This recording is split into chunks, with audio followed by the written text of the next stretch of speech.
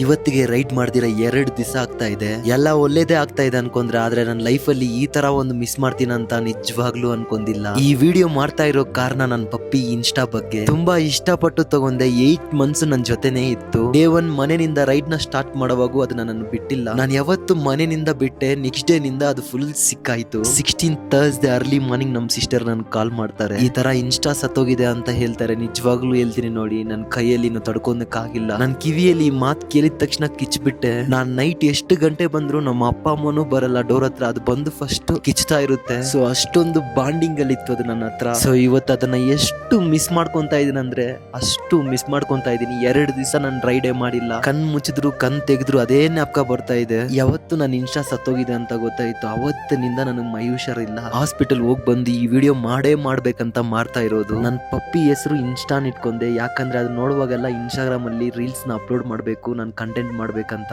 ಆದ್ರೆ ಇವತ್ತು ನಾನು ಇನ್ಸ್ಟಾ ಮೆಮರೀಸ್ ಮಾತ್ರ ಇದೆ. ಈ 8 ಮಂತ್ಸ್ ಅಲ್ಲಿ ಎಷ್ಟು ಪ್ರೀತಿ ಕೊಟ್ಟಿತ್ತಂದ್ರೆ ಅಷ್ಟೊಂದು ಪ್ರೀತಿ ಕೊಟ್ಟಿತ್ತು. ಈ ವಾಯ್ಸ್ ಓವರ್ ಕೊಡುವಾಗೂ ನಾನು ಅಲ್ಕೊಂಡೇ ಕೊಡ್ತಾ ಇದ್ದೀನಿ. ಒಂದೇ ಒಂದು ಕಮೆಂಟ್ ಹಾಕಿ RIP ಇನ್ಸ್ಟಾ ಅಂತ ಹಾಕಿ, ಅದು ಆತ್ಮಶಾಂತಿ ಆಗನ ಇರುತ್ತೆ. ಈ complete KGF 2 Ladakh solo ride ನಾನು ಇನ್ಸ್ಟಾಗೆ ನಾನು ಡೆಡಿಕೇಟ್ ಮಾಡ್ತಾ ಇದ್ದೀನಿ. ಮಿಸ್ ಯು ಇನ್ಸ್ಟಾ ಬಂಗಾರ.